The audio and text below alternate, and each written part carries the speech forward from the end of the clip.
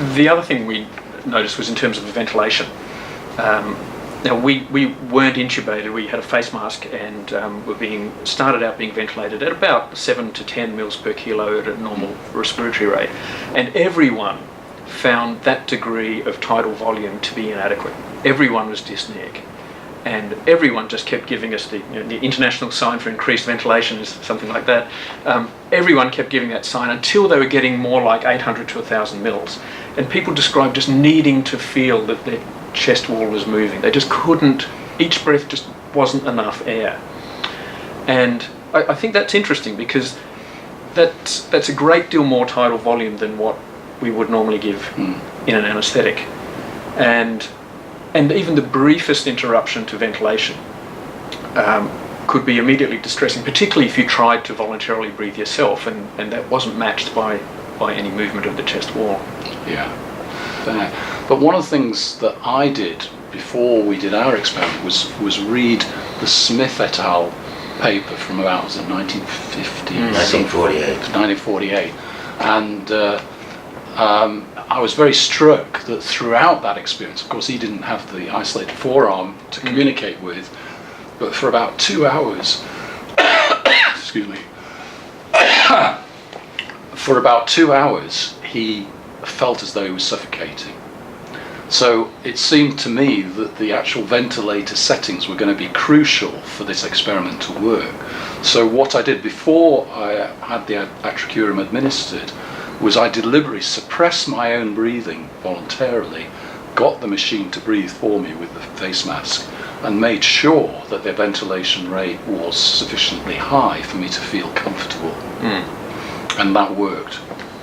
Yes, it does seem that even with low normal levels of end-tidal carbon dioxide, you still need to have that large tidal volume.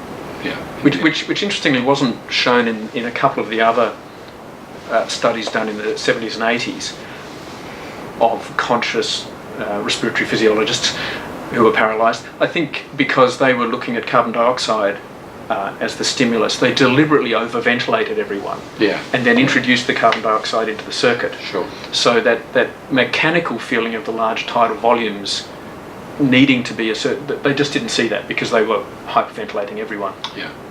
And this might be relevant to the case I'm going to present shortly this afternoon, because the patient actually thought that he was suffocating in a case of emergence paralysis, even though, of course, the ventilator was breathing for him. He wasn't aware of breathing movement, and because of that, assumed that he was suffocating and was about to die.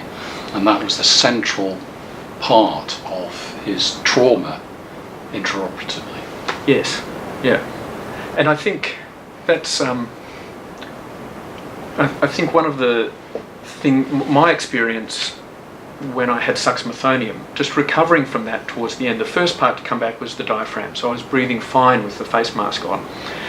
And I made a signal for the mask to be removed. What I didn't realise, of course, was that my pharyngeal muscles were still paralysed, and that the very instant that I tried to take the next breath in, my airway collapsed and I couldn't. Now, the interesting thing was, did I go through that sort of logic in my head and then calmly give the signal for more ventilation?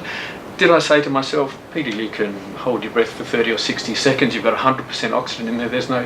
No, before I knew it, my hand was just flapping panic. In panic, yeah. It was like deep down somewhere in your respiratory centre, someone's hit the arrest button, and it's not that there isn't even time for that logic to occur. There isn't space for it. There's something so deep inside when you feel that you're being suffocated. Yeah, absolutely. And of course you say this to the layperson who hasn't learnt about carbon dioxide response curves and the hypoxic drive, and they look at you as if you've got two heads, as if to say, what did they teach you at medical school? Of course, this is obvious. And it's obvious, but in a way that sort of primal emotion of it is a very important thing that you don't really get at by saying, yes, we had dyspnea at 7 mils per kilo. It's more than that. It's terrifying. And even for us, there's a split second between being the experimenter in control and being a panicked Yeah. lab rat. Yeah. And all of the things that we had in our studies, such as being informed, knowing the pharmacology, trusting everyone around us, volunteering for it, and being able to communicate with an isolated forearm, none of those things are present for someone who awakes paralysed during an anaesthetic. No. And while our experience is that awake paralysis is not necessarily awful, it very quickly switches into it. And for someone who experiences it, like that case that you just mentioned, it's just unbridled terror. Yeah, absolutely. And also, not to mention, a further complication is that many of the patients that I see have all sorts of catastrophic misinterpretations of their predicament with muscle relaxants. Even now, many members of the public have no idea that a curare-like agent is commonly used in general anaesthetics and surgery. And when they notice they can't move, they imagine something really bad has happened, such as surgeons cut the spinal cord, or there's been some very unusual interaction with the drugs, rendering them paralysed for the rest of their lives. That's a really key feature, which the average medic would not think, because they know what's going on, they know about the reversibility of muscle relaxants. Well, it's an extraordinary thing that you can have a drug like muscle relaxants which just blocks movement and has no effect on anything else. I mean, who would think that such a thing could exist until you'd heard about it? Yeah. Yeah.